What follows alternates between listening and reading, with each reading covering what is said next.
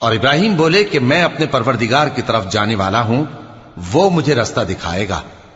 اے پروردگار، مجھے اولاد عطا فرما جو سعادت مندوں میں سے ہو۔ تو ہم نے ان کو ایک بردبار لڑکے کی خوشخبری دی۔ جب وہ ان کے ساتھ دوڑ دھوپ کی عمر کو پہنچا تو ابراہیم نے کہا کہ بیٹا، میں خواب میں دیکھتا ہوں کہ گویا تم کو ذبح کر رہا ہوں، تو تم سوچ لو کہ تمہارا کیا ارادہ ہے۔ انہوں نے کہا کہ ابا جان، جو آپ کو حکم ہوا ہے وہی کیجئے، اللہ نے چاہا تو آپ مجھے صابروں میں پائیے گا۔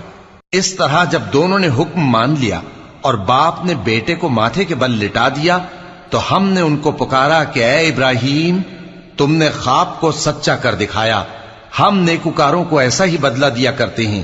بلا شبہ یہ کھلی آزمائش تھی، اور ہم نے قربانی کے ایک بڑے جانور سے ان کا یعنی اسماعیل کا فدیہ دیا، اور پیچھے آنے والوں میں ہم نے ابراہیم